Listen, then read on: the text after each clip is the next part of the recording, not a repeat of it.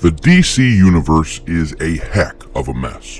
What is up, Space Pirates? I am your captain, the Dread Pirate Dr. Disaster, and today we are going to be discussing the upcoming movie featuring everyone's favorite superhero, the Blue Beetle.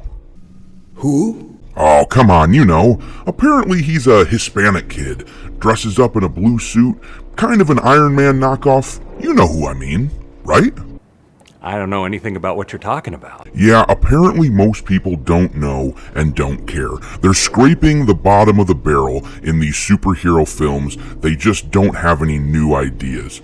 The box office predictions for this piece of crap movie just dropped, and it makes Indiana Jones 5 look like a financial powerhouse. I'm sure some of it has to do with the fact that nobody knows who this character is, but also it might have to do with lines like this from the first trailer. Whoa, it's like Batman stuff. Batman's a fascist. Ooh, sassy.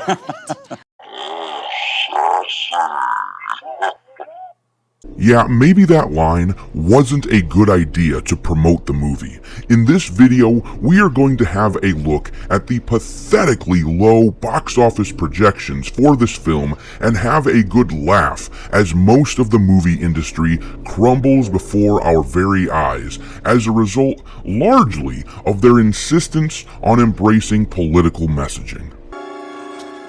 What is happening to me? You chose poorly.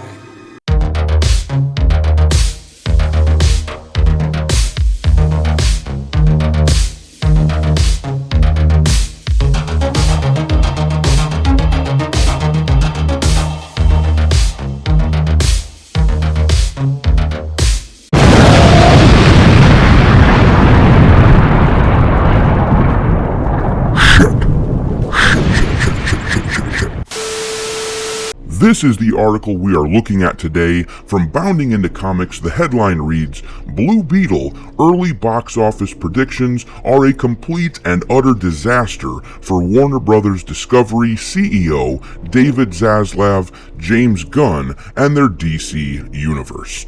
Early box office projections are here for the upcoming Blue Beetle film, starring Xolo Maridueña, and they look to be utter nightmare fuel for Warner Brothers Discovery CEO David Zaslav, James Gunn, Peter Safran, and their DC universe.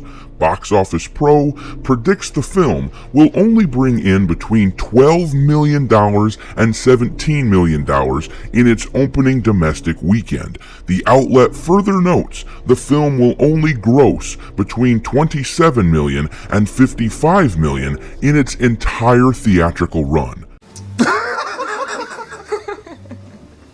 I'm sorry. Now, you may remember that Indiana Jones 5 made more than that in its opening weekend, about $60 million. This is absolutely pathetic. The article says, to put this in context, The Flash had an opening weekend of $55 million domestically. It's gone on to gross $107.1 million domestically, with its time in theaters quickly coming to an end. Shazam! Fury of the Gods had a domestic opening weekend of $30.1 million. The film ended its domestic run at $57.6 million. Black Adam, now a seemingly bright spot despite still being a financial failure, had a domestic opening weekend of $67 million and went on to gross $168.1 million. Not only does it look like Blue Beetle will vastly underperform the last three DC films, it's likely to lose a significant amount of money if this prediction holds true. The Wrap reports the film has an estimated budget of $120 million. In order for the film to break even, it would need to make at least $300 million globally. With a $55 million domestic run, that would be the best case scenario here, keep in mind. That means it needs to bring in at least $245 million internationally. The Flash only took in $160.4 million internationally. Shazam capped out at $74.5 million internationally, and Black Adam only did $223.1 million. If you're an apologist for these sorts of corporate milking machines, whereby a company like DC tries to squeeze every last dime out of the superhero genre, all while squeezing out every last ounce of fun and focusing things on garbage like identity politics, you might say, well, excuse me, Doctor, but isn't every movie doing poorly at the box office? The Doctor is about to operate. If, as you say, the whole industry is just down and nobody wants to go to the theaters anymore, then how do you explain Mission Impossible: Dead Reckoning bringing in about $265 million in about 1 week? That movie is on pace to make a profit despite its massive budget, which is similar to the budget of Indiana Jones 5. How do you explain Sound of Freedom making over $100 million on a purely domestic box office run without a very big marketing campaign and with the industry and its pundits working squarely against them because they're totally not pedos themselves? The common denominator is out-of-touch movie studios pissing on more than half the box office audience. But let's move on in the article. It says, the film's financials have become a barometer for the success of James Gunn's upcoming DC universe due to his own comments that the character of Blue Beetle is the first character to be part of the universe he and Peter Safran are attempting to shepherd into existence. Gunn told Michael Rosenbaum on his YouTube show the first DCU character for sure is Blue Beetle, and the first full DCU movie is Superman. When he announced his DCU slate at the end of January, Gunn said, and then to move into Blue Beetle, a fantastic film about a kid who is a marvelous part of the DCU. Following these comments by Gunn, Blue Beetle director Angel Manuel Soto told Total Film via Games Radar, "We are part of the universe, we are part of the world, we are part of the plans that they have been creating for the future installments of the DCU." He elaborated, "But we are not tied to all the films from the past. Yes, our movie lives in the world where superheroes exist, but that doesn't mean that a certain event or certain alliance or certain things from the past dictate where our film is going." So clearly this film is going to be a part of the brand new DCU, but DC has long been such a mess of content that it's difficult to tell what's supposed to be interconnected and what isn't. But if this is a part of the DCU, then I don't have high hopes for it, and they shouldn't either, though it sounds like they originally planned on this being a trilogy of movies. Good luck.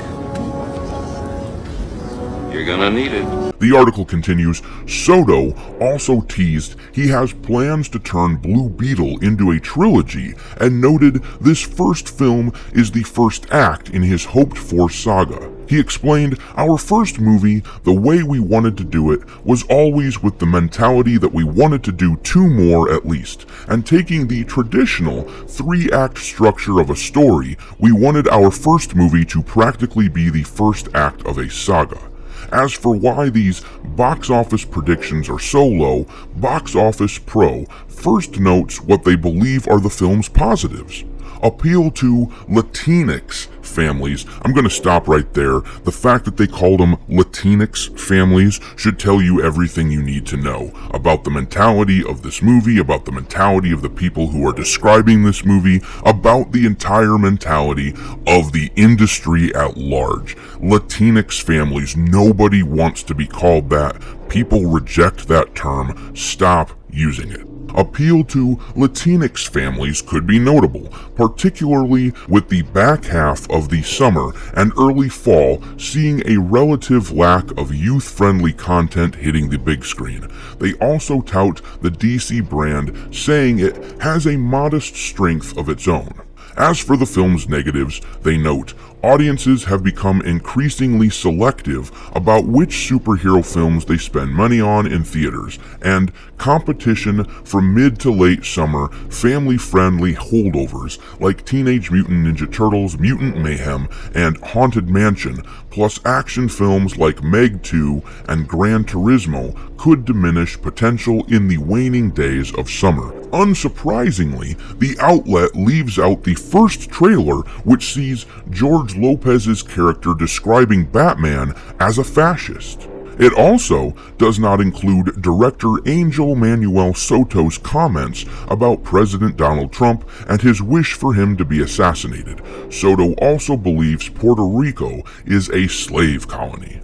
The film is also being heavily marketed with identity politics. Soto confirmed that the movie features an illegal immigration allegory, explaining to movie maker there is a history that exists before an ICE raid, a history that includes traveling miles and danger, working hard, becoming a family, creating memories, and thinking that everything is going to be okay. But all of a sudden, everything that you have fought for, everything that you have worked for, everything that you have built is now burning. I needed the depiction to be triggering because it's the experience of many, he continued. Yeah, that's pretty much all I need to know. They won't let this character just be a person. Blue Beetle, to them, has to be a walking, talking reminder of a political message. He's a vessel for their ideas, and he'll be stripped of his humanity because of it. He won't be a person, he'll be a caricature. And this is why they fail and will continue to do so in the industry until they remove cancerous wokeness from their movies. Thanks for watching, me hearties. If you haven't already, your captain is inviting you to subscribe to the channel and become a part of the crew. Life as a space pirate may not be glamorous, but there's always plenty of booty.